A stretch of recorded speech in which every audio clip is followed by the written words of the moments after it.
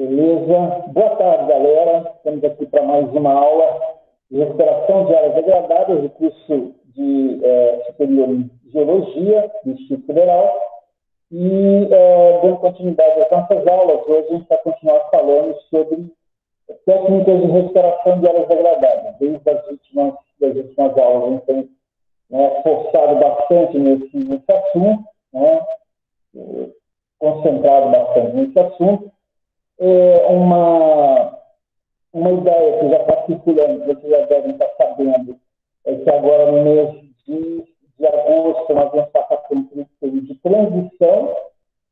Tá ruim o celular?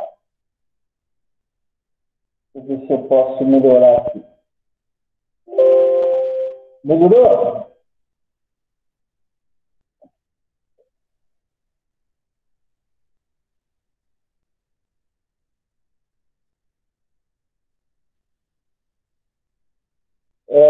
Não sei o que eu posso fazer aqui.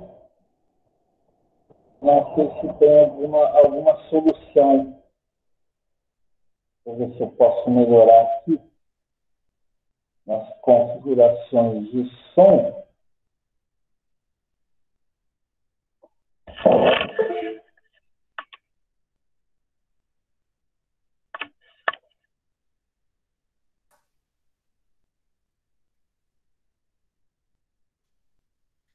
Melhorou um pouquinho agora?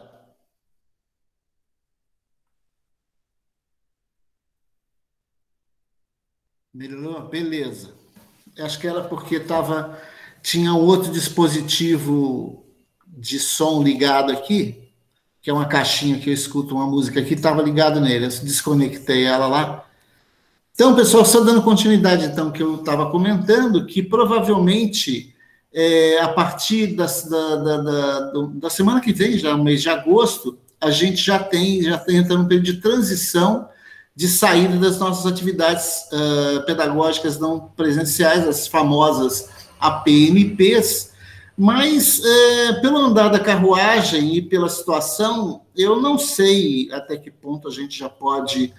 Porque praticamente atividade de campo e atividade prática a gente não tem. O ideal seria a gente fazer alguma visita em alguma área que alguma empresa esteja realizando algum tipo de recuperação de área degradada, que está passando por algum processo desse tipo de recuperação. Eu não conheço, até o Bruno podia dar uma olhadinha para a gente, ver se consegue visualizar algum lugar desses, e a gente podia estar marcando se for um lugar próximo, a gente ir visitar e conhecer. A única que eu sabia era lá da Pedreira, dos parentes do Douglas, lá do Colombe, mas eu não sei nem como é que anda o processo deles lá de recuperação de área degradada, que era um negócio ambicioso de reconstrução da Pedra do Elefante, a parte que foi detonada, mas eu não sei a quantas anda esse processo, tá? O que a gente pode fazer é já começar, não na próxima semana, mas talvez na outra, que a nossa aula seja realizada no campus. Essa aula que a gente dá online, a gente já podia começar a ser executada em campo, na sala de aula. Isso iria depender, talvez, do retorno de alguns de vocês, ou eu poderia levar meu equipamento lá para o campus e gravar a aula lá, junto com os alunos que tiverem a possibilidade de estar presente na sala de aula. A gente podia estar fazendo isso já semana que vem, né? Isso é uma coisa que a gente pode ir conversando durante a semana. Para não forçar a barra com os alunos que são de fora e que está meio complicado de voltar para cá agora, principalmente porque praticamente a gente só tem o mês de agosto e metade do mês de setembro. Então, não sei se seria interessante já colocar esses alunos para voltar, sendo que no próximo semestre já provavelmente a gente já voltaria com as aulas presenciais. Mas vamos aguardar, acho que tem uma reunião essa semana para definir melhor, né? Eu sei, Vanessa, eu sei que tem gente de outros estados, que está em outros estados, e seria bem difícil retornar agora. Mas, de qualquer forma, mesmo que você esteja em outro estado, eu acho que mesmo com a resolução, ela garante o seu direito de continuar aí para terminar esse semestre. Mas para o próximo semestre, acho que não vai ter jeito, não. Acho que já vai voltar às aulas presenciais, inclusive com presença e a necessidade de estar em sala de aula. Tá? Eu acho que já está bem definido isso, que se é caso, né, vamos considerar aí, se a gente não tiver nenhum repique de casos, né, como o que aconteceu no início do ano. Tá? Ao meu ver, o que está ocorrendo hoje é bem provável que esse final de semestre seja uma fase de transição, tá? Mas de não obrigação de aula presencial. Quem quiser ainda continuar no sistema não presencial, tá? Deve continuar, mas acho que próximo semestre não tem mais jeito, não. Então, vocês já podem ir programando o retorno de vocês para o próximo semestre. Vamos tentar levar esse resto de semestre da mesma forma que a gente começou, com as atividades online, tá? Mas a gente já pode ir ensaiando que essas aulas online possam ser executadas lá no campus, para quem tiver aqui, os alunos que moram aqui, que estão indo lá para o campus, né, para que a gente possa fazer essas aulas lá. Mas, por enquanto, vamos aguardar um pouquinho mais, tá? Mas fica tranquila que essas aulas, essa disciplina de recuperação de áreas degradadas, a gente vai começar e terminar ela online, tá? Para não prejudicar quem é de outro estado. Beleza? Alguma pergunta, pessoal? Alguma dúvida antes da gente começar a nossa aula? Não tem nada aqui? Beleza, Bruno. Então, vamos lá para o nosso quadro. Deixa eu só colocar a apresentação aqui. Compartilhar com vocês. Então, pessoal, só fazendo aquele velho resumo da aula anterior, vamos falar um pouquinho sobre, né, o que a gente viu nas últimas aulas. A gente tem falado em bioengenharia.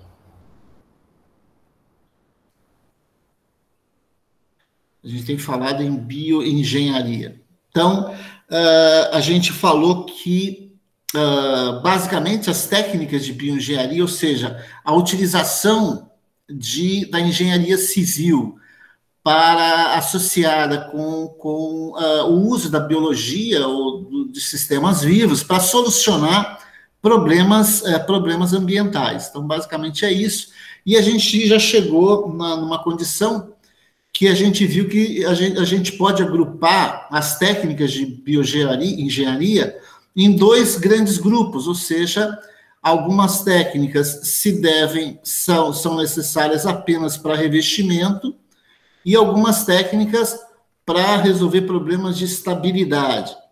Então, a gente pode dizer, basicamente, pessoal, que quando a técnica de bioengenharia é utilizada apenas para revestimento, ela tem objetivos apenas estéticos, ou seja, é melhorar a aparência de alguma coisa, de algum talude, onde o solo está visível, né? Enquanto que, quando a técnica visa atividades ligadas à estabilidade, você está falando em aspectos estruturais. Então, é uma visão mais estrutural, de você manter, de você proteger aquele talude, né, manter aquele talude numa posição que seja, vamos dizer, que não seja prejudicial, que não corra o risco de trazer algum problema, né? Quando se fala em técnicas de bioengenharia, se fala em algumas recomendações, né? Recomendações técnicas para a utilização de técnicas de bioengenharia para a recuperação de áreas degradadas. Basicamente, a gente pode falar que, num primeiro caso, a gente fala em preparo do solo. Esse preparo do solo, ele pode ser um preparo primário, né, quando ele tem objetivos apenas iniciais de preparo do solo, no sentido de escarificação, de revolver o solo.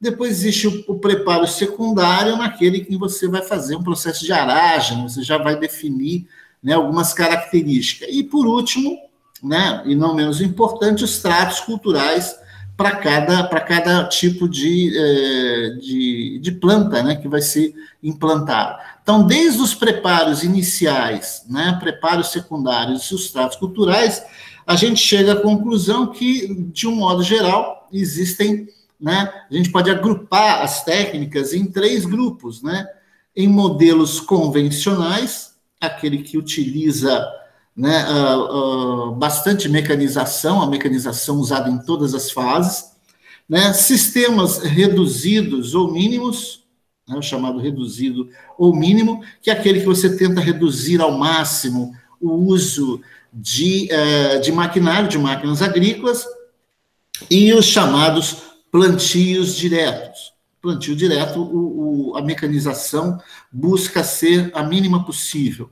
Ontem mesmo mostrando algumas áreas lá no Mato Grosso, onde algumas plantações de milho estavam sendo atacadas por fogo, o fogo estava atingindo, né, algumas áreas de plantio de milho, era muito chato, muito horrível você ver, né, o fogo pegando e a palhada, né, e o cara falando, o proprietário da terra falando que eles utilizam o plantio direto, e ele precisa da palhada do solo. Então, quando pegou fogo, quando incendiou, ele perdeu aquela palhada inicial que vai proteger o solo, vai manter a umidade, aqueles fatores que estão ligados ao plantio direto. E quando pega fogo, você perde essa proteção, né, do solo que você tinha usado. Então, é mais comum do que a gente pensa, né, essa técnica do plantio direto para recuperação de áreas degradadas. Além disso, a gente tinha falado também que se busca na bioengenharia utilizar técnicas que sejam conservacionistas, né? Essas técnicas buscam a conservação do solo.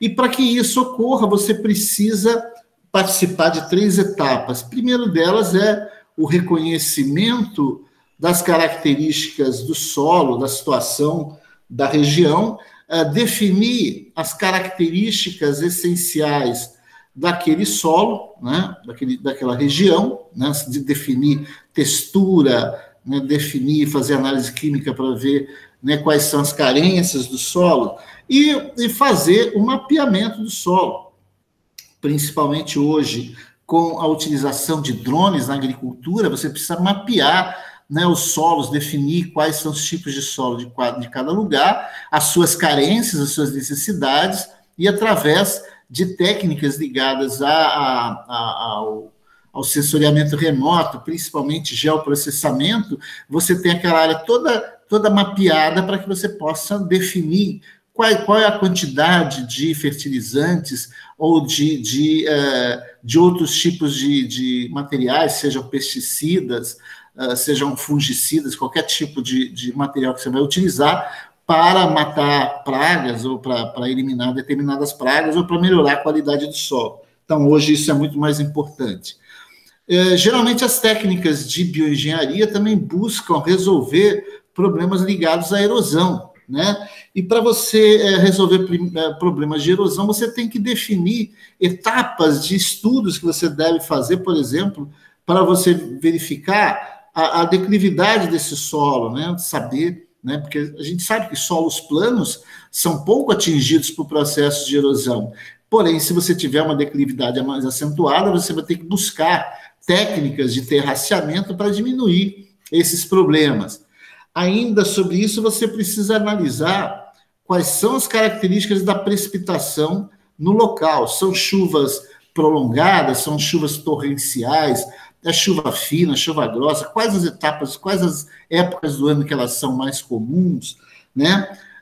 Para você poder preparar e buscar, através das técnicas de terraceamento, de formar terraços, né? Plantios em curvas de nível, você buscar fazer os plantios seguindo as curvas de nível do terreno para eliminar, né, qualquer possibilidade, ou pelo menos diminuir as possibilidades de processos erosivos se intensificarem. E, principalmente, né, buscar formas alternativas de uso da terra, de forma a você melhor aproveitar todo o potencial dessa propriedade. né? Algumas técnicas que são mais comuns, né? Algumas técnicas que são mais utilizadas na agricultura, a gente poderia listar, por exemplo, o uso de cobertura morta, né, que é a técnica que a gente se refere lá no plantio direto, né, que é você deixar a cobertura morta, você implantar sistemas de quebra-vento. Eu estava vendo ontem uma reportagem no Globo Rural, falando, por exemplo, que aumentou bastante na região lá de Castelo. O Luiz pode responder isso, pode ajudar a gente também, que aumentou bastante a produção de mexerica pocã, mexerica poncã lá na região de Castelo. E a pocã, ela foi implantada como sistema de quebra-vento para proteger o café conilon. Só que deu tão certo que eles estão considerando até de fazer isso nas alturas de 600 metros. Eles estavam querendo jogar até para 300 metros, implantar plantios de pocã, não só como quebra-vento, mas também para a produção de pocã, já que eles conseguiram vender bastante essa fruta. Você tem alguma notícia, Luiz?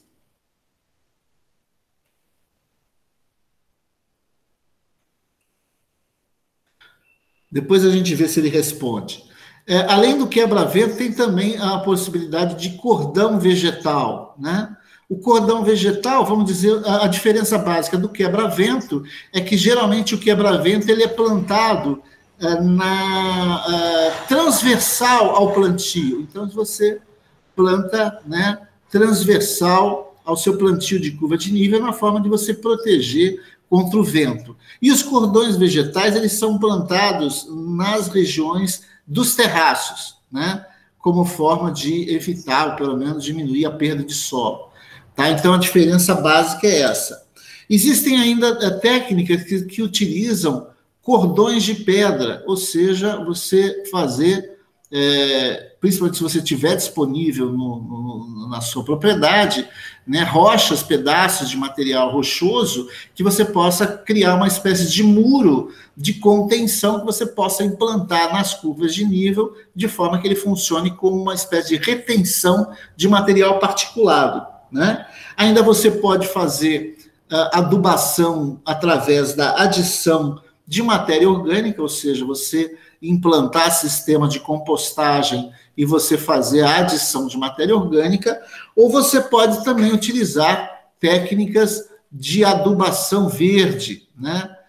O que a gente chama de adubação verde? É quando você implanta determinados cultivos que têm por objetivo repor no solo algum nutriente que esteja, né, carente nesse solo. Então, o mais comum, por exemplo, é a implantação de leguminosas para repor nitrogênio no solo. É o mais lembrado, né, mas existem outros. Além dessas técnicas, você tem as técnicas ligadas a processos de compostagem, justamente para você produzir, né, o humus orgânico, para você adicionar ao solo, para você formar substratos, né, fazer rotação de culturas, né, você fazer rotação de culturas e até mesmo rotação de terras. Quando a gente fala muito dos indígenas, eles não faziam rotação de cultura, eles faziam rotação de terra. Plantava, né, numa área até que o solo se exaurisse, e depois mudava para outra terra, esperando que essa terra se recomposse naturalmente. Então, ele já fazia algum tipo de recuperação de área degradada. E, em alguns casos, se usa a utilização de rotação de culturas utilizando adubação verde, né? Além do que, você pode melhorar a locação das estradas de forma a você buscar, né, áreas onde a construção de estrada não acelere processos erosivos.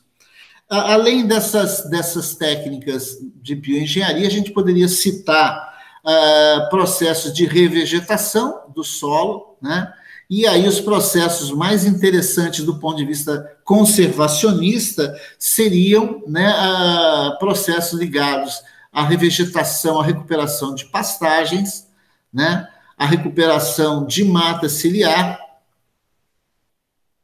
outro processo também, e a utilização de SAFs, que são sistemas agroflorestais, e aí a gente teria 3 tipos de sistemas agroflorestais. aquele que utiliza, né, vamos dizer, só a floresta mais, né, um cultivo qualquer, né? Você tem um que usa a floresta mais pastagem, e você tem um que usa a floresta mais cultivo, mais pastagem. Você utiliza os três. Então, você está falando aí de sistemas silviagrícolas, silvipastoris ou agro-silvipastoris. Então, basicamente, você tem esses três sistemas aí. Basicamente, pessoal, foi isso que a gente viu na aula passada, né? Foram esses assuntos que a gente viu na aula passada, e hoje é um pouquinho parecido, vai dar um pouquinho mesmo que continuidade da aula anterior.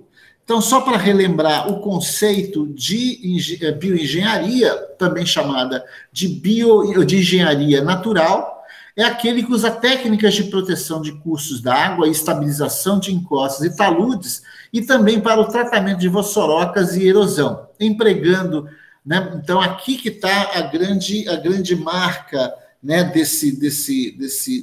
dessa forma, né, vamos dizer, desse processo de utilização de material vivo que a gente chama de bioengenharia. É você usar alguma coisa viva. Então, esse viva está ligado a bio aqui.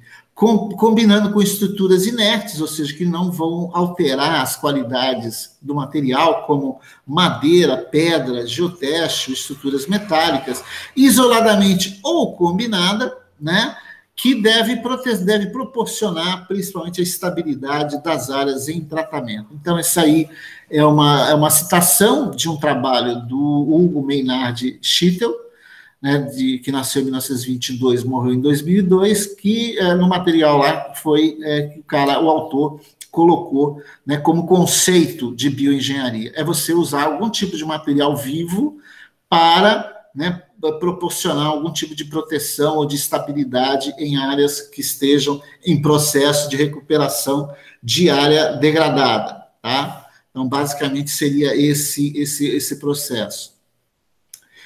Então, aqui a gente teria um esqueminha mais interessante para mostrar isso. Então, você tem as técnicas, os materiais e as aplicações. Então, os materiais utilizados, você tem material inerte. Então, inerte é aquele que não prejudica, né, o meio ambiente, é o material que não reage, não tem reação, né, que não há qualquer tipo de reação. Então, ele não reage com o material ali. Então, é um material que não prejudica de forma nenhuma.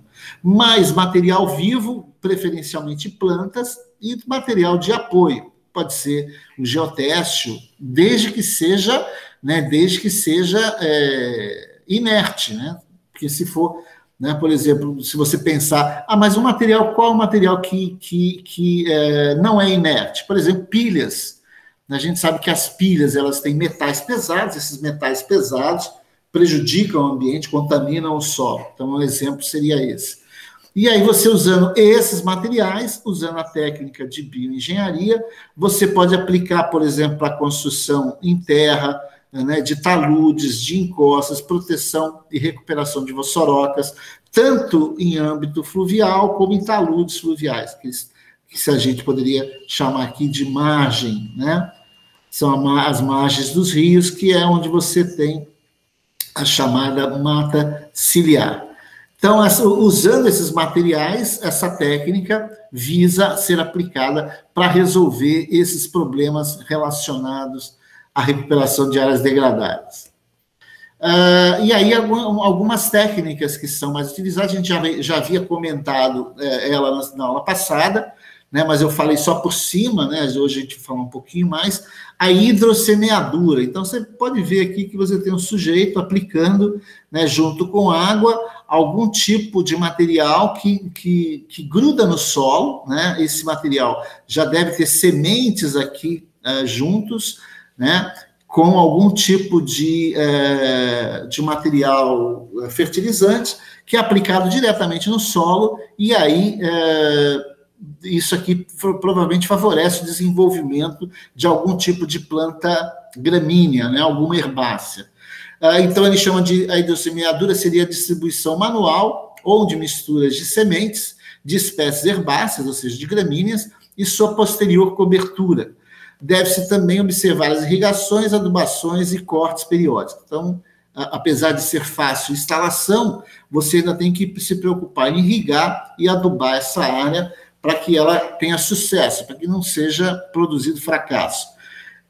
Quando eu morava em São Paulo, até os anos 80, se você pegar a Baixada Santista, você tem São Paulo no Planalto, e depois você tem a Baixada Santista, você tem, né, Santos aqui no litoral, e a cidade onde eu morava, que era Cubatão, que ficava um pouquinho, 5 quilômetros pertinho, né, quase do lado, já forma quase que uma região metropolitana. Em Cubatão, você tinha uma grande quantidade de atividade industrial aqui, e uma grande poluição, e essa poluição estava, né, principalmente através da chuva ácida, estava destruindo a vegetação de Mata Atlântica que tinha sido preservada praticamente durante 500 anos, né?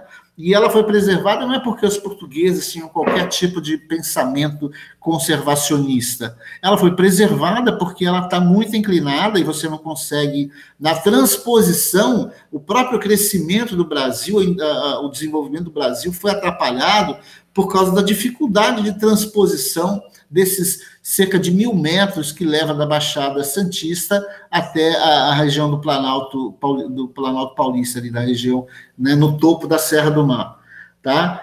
E a implantação das indústrias aqui e a chuva ácida, o CO2, né, e mais outros gases, né, que foram produzidos e que começaram a destruir a Mata Atlântica aqui, começaram a criar enormes rasgos, né, de solo aparente, começou a aparecer com as chuvas de verão, né, e a vegetação prejudicada, ela não tinha mais o mesmo poder de fixação, começou a criar esses rasgos.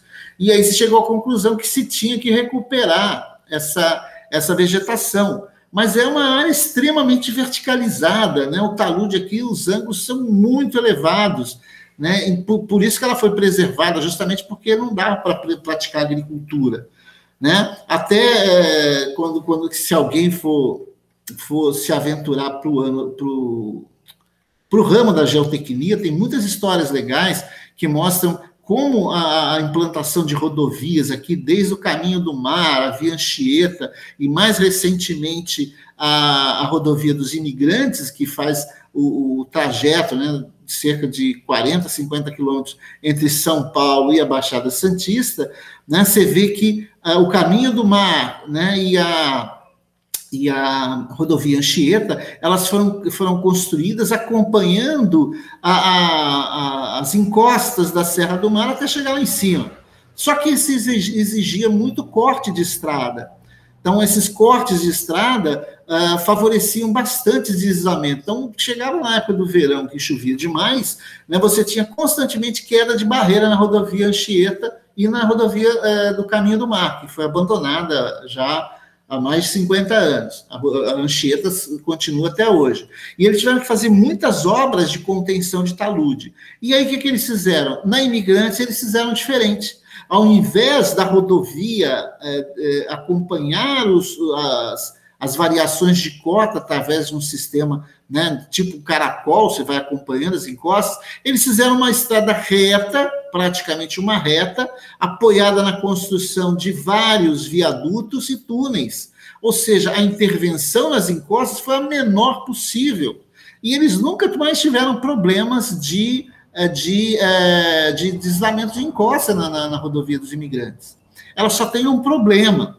Como ela é praticamente uma reta da Serra do Mar, do alto da serra até a Baixada, os caminhões eles não conseguem segurar, né? Por exemplo, se você desce pela Imigrante, você tem constantemente, você vai freando, e aí você vai descendo, e a inclinação não é tão grande. Na Serra do Mar, os caminhões até sobem, mas na hora de descer, os caminhões não aguentam, né, esse constante,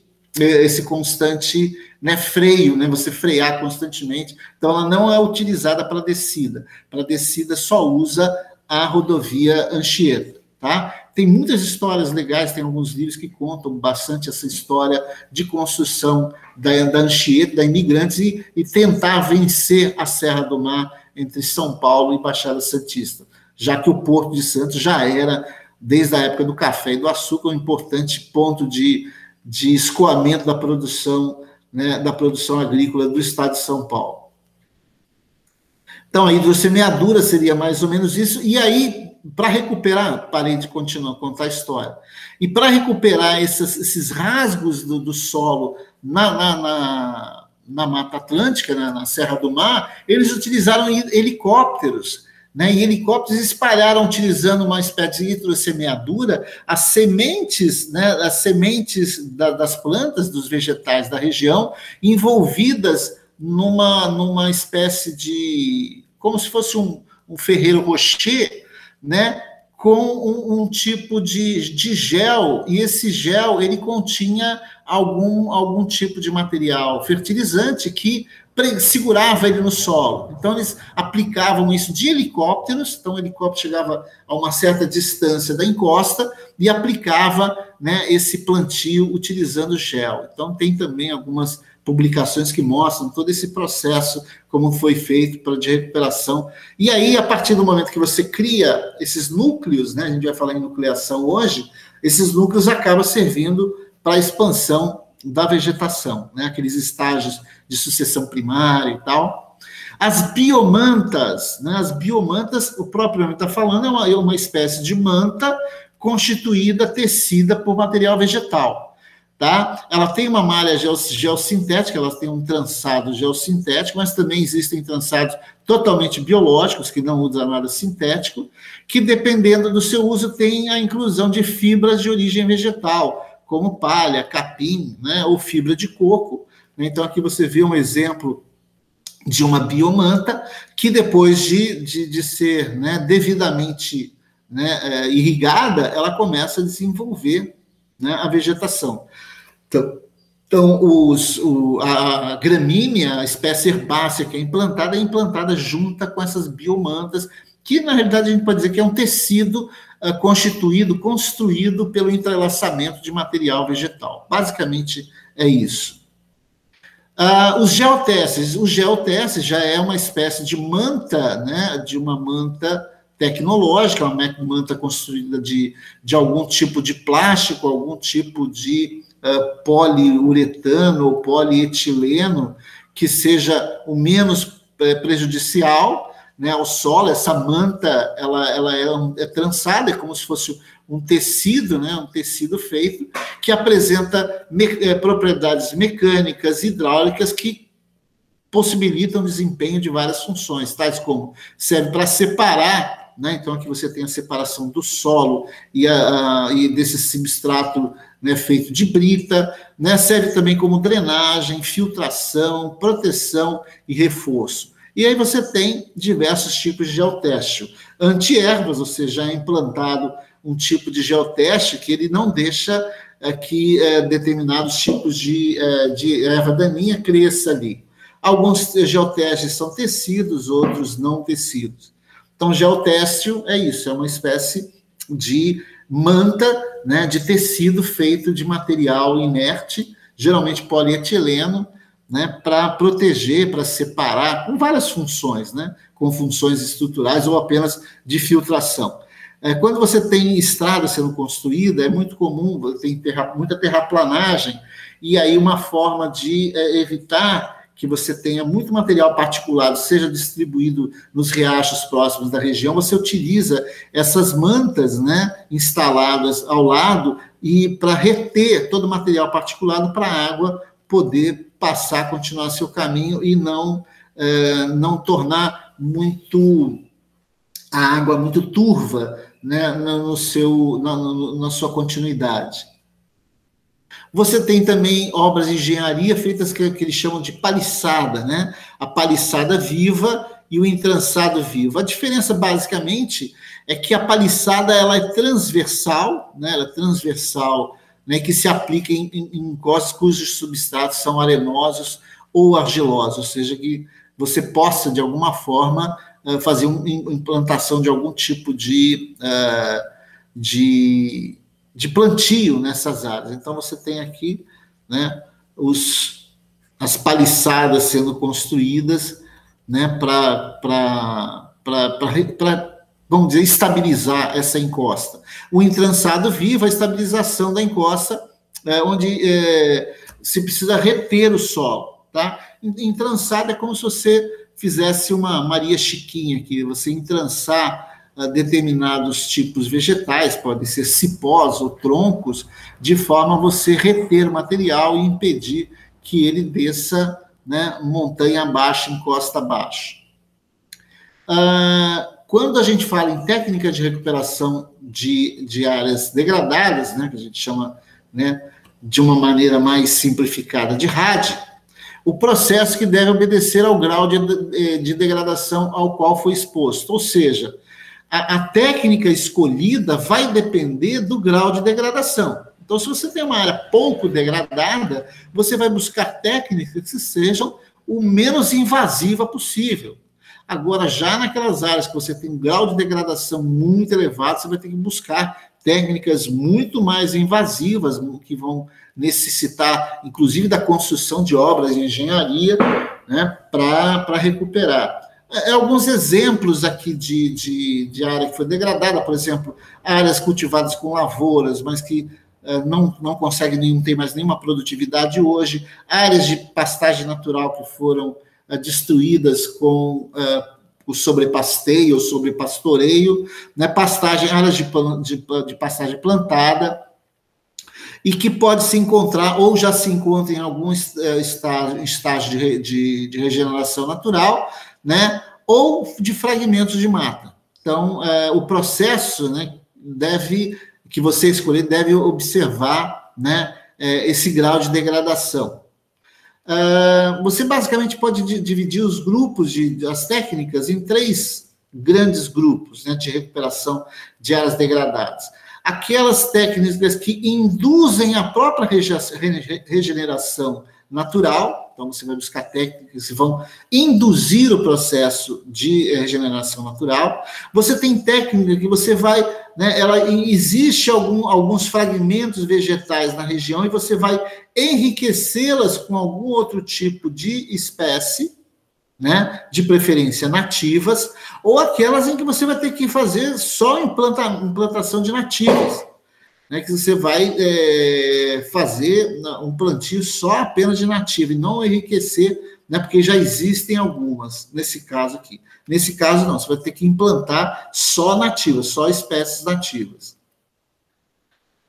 E aí, nesse caso, os mais indicados, né, as técnicas de indução da regeneração natural. Para solos pouco degradados, ou seja, solos que não foram muito destruídos, né? Então, esses solos pouco degradados, você pode usar um processo que vai induzir a própria regeneração natural do local, da região. Alguns fatores favorecem a regeneração natural. Por exemplo, você já tem disponibilidade de sementes no local, tá? Então, pelo fato dela ter sido pouco degradada, você já tem na própria região algumas sementes que você já tem no local.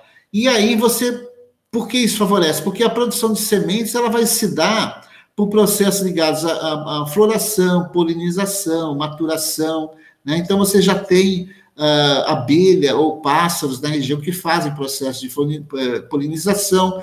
Essa vegetação restante, ela tem processos de floração que vão fornecer, né, as sementes necessárias e até o estágio de maduração.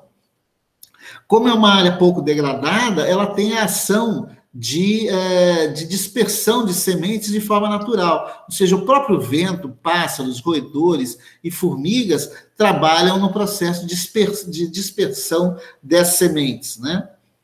A presença de pássaros, por exemplo, de predadores, né? No caso, pássaros e macacos também favorece, né, a presença, a dispersão, né, das sementes e a sanidade das espécies, né? Então, você tem espécies sãs, né, de sementes sãs, né, com a sua preservada a sua sanidade, devido, né, que não vão ser atacadas por insetos e fungos. Então, você tem fatores aqui que favorecem, porque é uma região pouco degradada. Então, numa área muito degradada, você não tem mais nada disso aqui, esquece isso aqui. Você não tem mais disponibilidade. Então, você vai ter que criar algum tipo de um laboratório para a produção de mudas, né? Você vai ter que criar um viveiro, né? As condições de germinação nessas áreas pouco degradadas, elas são favorecidas, né? Questão de luminosidade, de umidade, temperatura e a presença de predadores, né? Os fatores ligados ao próprio crescimento inicial, por exemplo, a disponibilidade de água, de nutrientes, de predadores, né? De fungos e doenças, né? Que são da região. E o passo inicial, que ele considera, é o abandono, ou seja, você deixar, né, que a própria região se recupere, né, e fazer observação, né, principalmente fazer levantamento de fauna, né, principalmente esse levantamento aqui, você vai ter que contratar biólogos para fazer, né, coleta de fauna, para você ver quais as possibilidades de disseminação de sementes, formação de um estágio inicial, aquele estágio lá daqueles estágios iniciais de sucessão, né? A sucessão primária lá, com a produção de herbáceas e a sua substituição posterior por estratos mais arbustivos. Uma outra reportagem que eu estava vendo um dia desse falava, por exemplo, da quase extinção de alguns tipos de palmito lá na região do sul do estado de São Paulo e norte do Paraná, no litoral, né, chamado Vale do Ribeira. Aquela região era muito explorada para a produção de palmito. Então, eles pegavam muito o palmito Jussara, que é um palmito muito saboroso, e só que quando você pega um coqueiro daquele, você destrói ele totalmente para você aproveitar, né, um pedaço muito pequeno, e você vende a unidade, ou seja, cada tronco daquele que você pega de palmito é uma planta toda ali. Então, é um desperdício muito grande desse tipo de material. E aí, se não me engano, é Emater, ou alguma empresa tecnológica do Estado, de tecnologia agrícola do Estado de São Paulo, começou a incentivar os produtores a produzir, né, como é que chama? Um açaí na região, que também é uma palmeira, né? E o açaí, você precisa da espécie em pé, e você tem produção ali durante vários anos com o mesmo pé. E aí eles estão mudando o aproveitamento econômico da região de forma a preservar as palmeiras de Jussara e a produção de açaí na região. Então, muito legal, né, esse tipo de substituição, né? Técnicas de enriquecimento com nativas, né, o próprio nome já está dizendo, é você pegar uma área que, vamos dizer, que esteja num estágio médio de degradação e você vai, né, introduzir, vai enriquecer com algumas espécies nativas. Então, esse enriquecimento, né, então essa indução da regeneração através de processos de nucleação, plantios de espécies florestais nativas em áreas onde não haja cobertura vegetal, técnicas de enriquecimento florestal para áreas que não estejam muito degradadas. Então, aqui, vamos dizer que seria uma técnica ideal para a área não muito degradada, num estágio superior àquele anterior de degradação, mas não tão degradadas assim. E a técnica de plantio ou implantação purginativa, né, é para acelerar os processos de sucessão natural e, para tanto, o plantio deve se obedecer à ordem natural. Então, é para aquelas áreas que foram já totalmente detonadas e que você precisa reestabelecer a ordem natural. Ou seja, você vai começar plantando as pioneiras, né, esperar o desenvolvimento das secundárias, né, e você ter as secundárias tardias, as iniciais, as tardias e as climáticas, as chamadas de clímax, né, quando a vegetação alcança uma maturidade máxima, de acordo com as necessidades de luz. Então, nesse caso aqui, né, você vai implantar, né, a sua gramínea, né, essa gramínea vai proteger o solo e tal, aí vamos começar a produzir algum tipo de biomassa, alguma matéria orgânica aqui, aí depois vem algumas espécies arbustivas, vai começar a desenvolver algum tipo de copa aqui, e depois até chegar às espécies maiores que vão formar, né? Então você vai ter uma competição maior por luz, nutrientes, essa coisa toda. Então ela obedece todo aquele esquema de desenvolvimento natural de uma vegetação para uma área que foi totalmente detonada. Então, essa técnica de plantio e implantação plurinativas, ela segue uma sequência natural. Uma das técnicas mais utilizadas nos processos de recuperação de áreas degradadas é o processo de nucleação, né? Como o próprio nome está dizendo, é você criar núcleos, né? Núcleos de quê? De pequenos ecossistemas, né? De pequenas áreas, ou seja, de alguma forma você vai criar um tipo de núcleo para, a partir daquele núcleo, você tem uma área enorme, né? Detonada, e você cria determinados núcleos espalhados pela propriedade.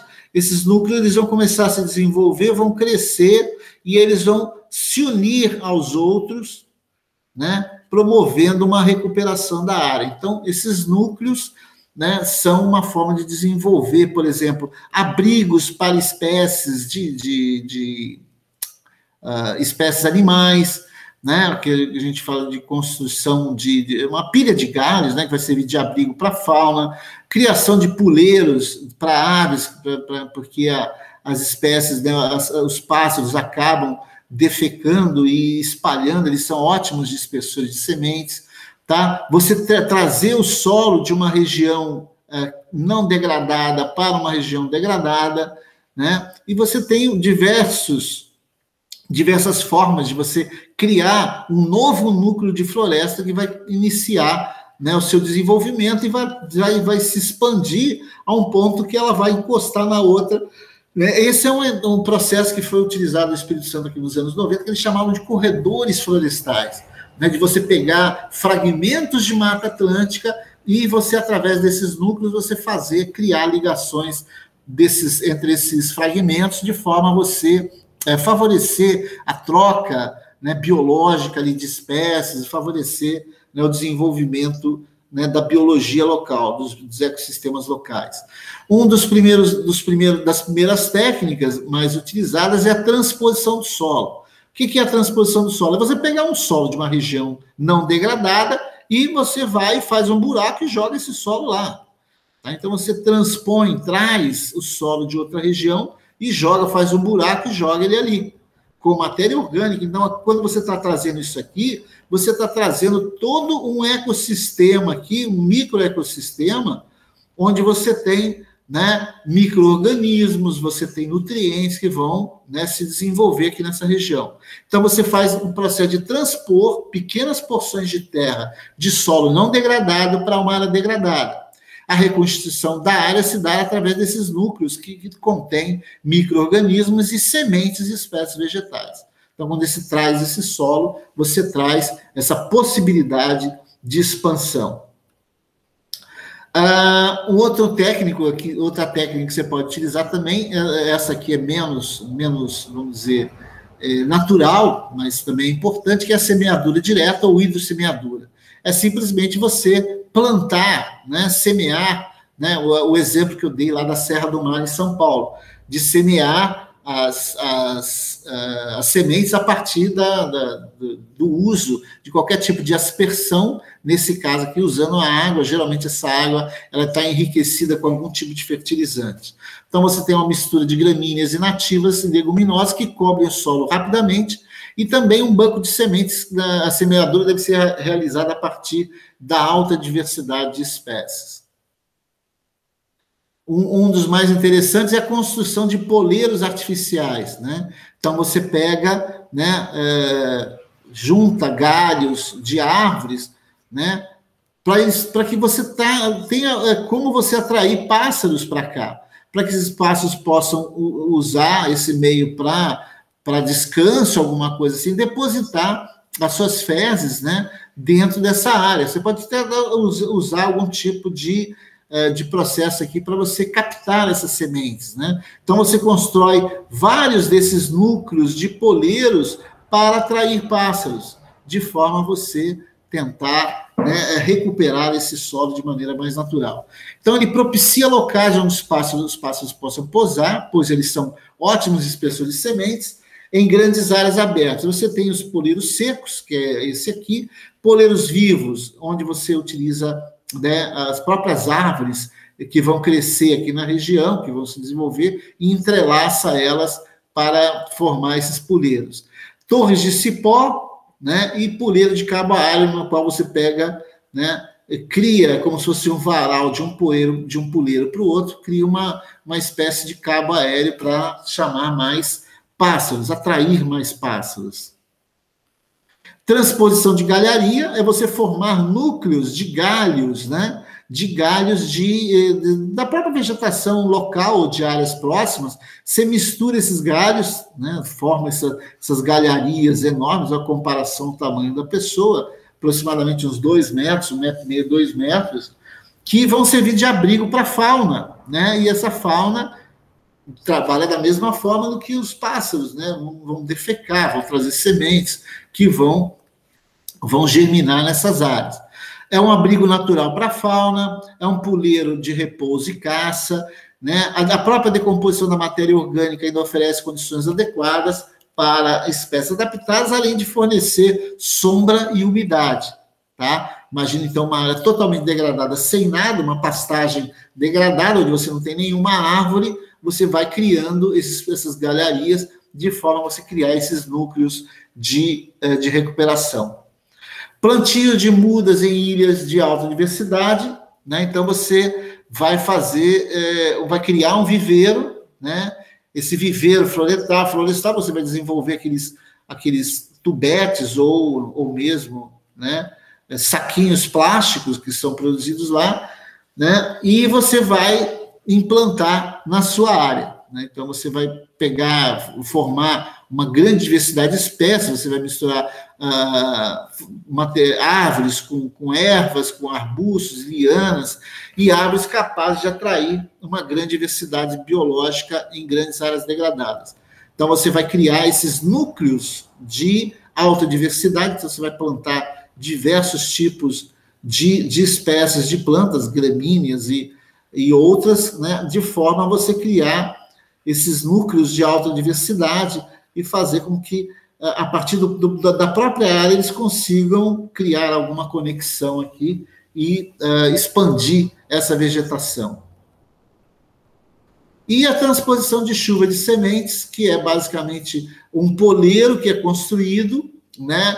Isso aqui, na realidade, é uma forma de você obter sementes. Você instala essas caixas com uma espécie de tela aqui embaixo, uma tela tecido aqui, um material que deixa a água passar, e aí você coleta, né, à medida que as sementes vão caindo, você vai guardando, elas vão ficando retidas aqui, e depois você coleta, né, a partir desses coletores, e você vem e busca as mudas para o seu viveiro, para produzir essas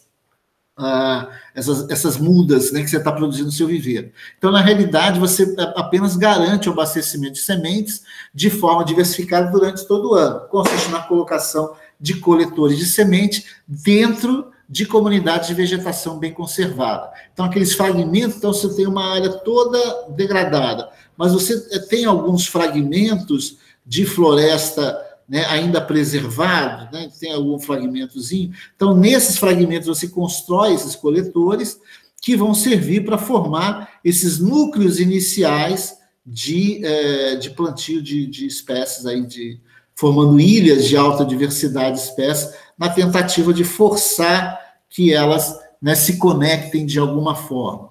Tá?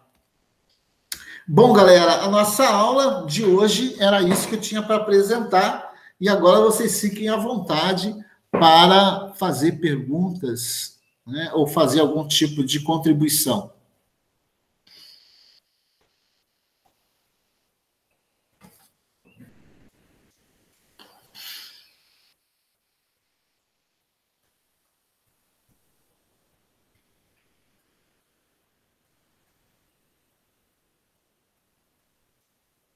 Tranquilo aí, Brunão?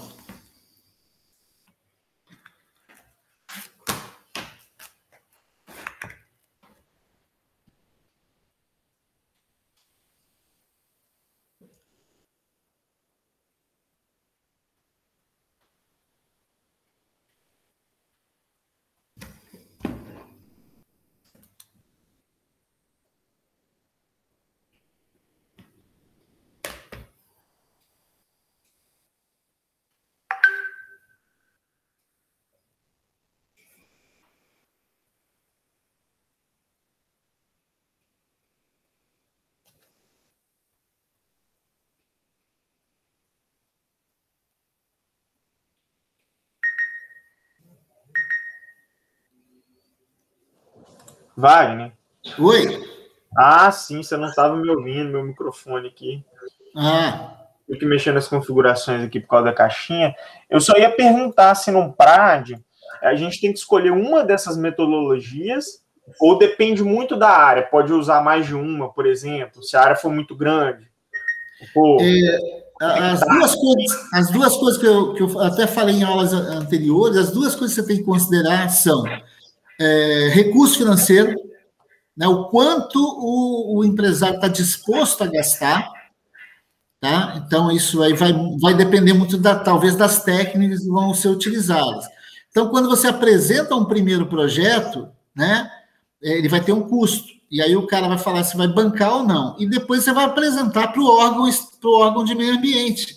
E o órgão de meio ambiente, provavelmente, se não for um modelo que vai produzir resultados a curto prazo, ele pode pedir que o próprio órgão ambiental pode exigir coisas a mais, né? Então, a escolha do modelo depende do tipo de degradação e da quantidade de recurso financeiro que você vai ter disponível, tá? E das exigências, claro, do órgão ambiental. Acho que esses três aí são fundamentais, né? O estado de degradação, como é que se encontra a degradação, se ela está muito grande, se ela está média, ou se ela é muito pequenininha, da exigência dos órgãos ambientais. Então, o órgão ambiental pode exigir que você faça alguma coisa a mais. E da disponibilidade financeira do seu contratante, né? Do cara que te contratou para fazer o projeto. Tá? Então, na realidade, geralmente, quando é coisa muito grande, se faz uma reunião, inclusive antes com o pessoal, no caso aqui do Espírito Santo, da SEAMA. E a SEAMA que vai determinar algumas coisas. Mas você pode fazer algum levantamento preliminar e apresentar algumas soluções para os problemas que você vivenciou, verificou no local. Entendi.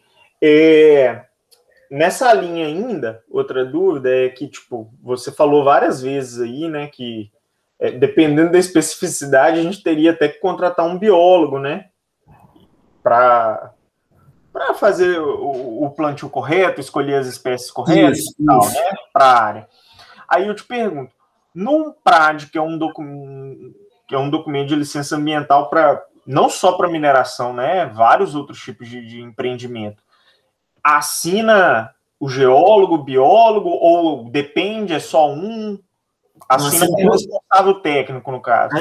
Mas aí é uma exigência mínima do órgão ambiental. Ele vai falar que se você assinar e colocar seu CREA, sua RT lá, pode ser que ele não aceite.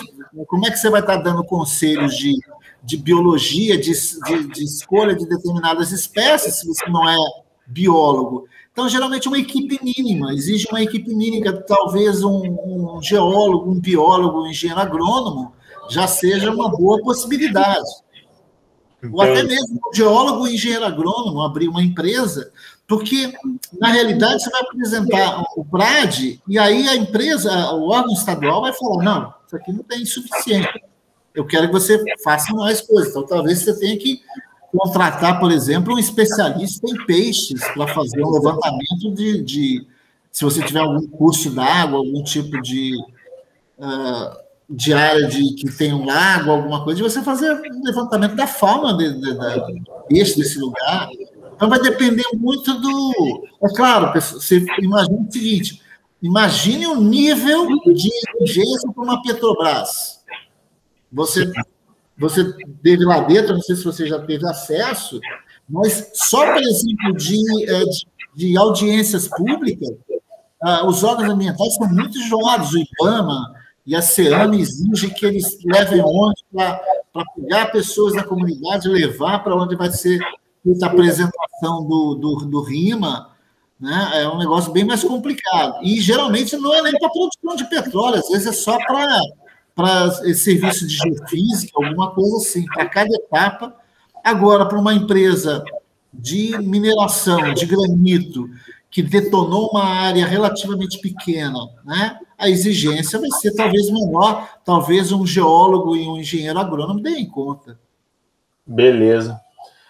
Mas era isso de dúvida, Wagner. Não sei se o pessoal caiu aí no final. foi saindo aí. O Luiz saiu no final, não sei. É. Rolou. Você vai parar de gravar? Vou terminar a aula, né? Que aí eu vou trocar uma ideia com você sobre uma questão do curso, mas aí não tem a ver com a aula. Não, pode falar, vamos aproveitar aqui, não tem ninguém. Pois é, mas vai ficar gravando? Você vai botar tá. no YouTube lá depois? Tá certo.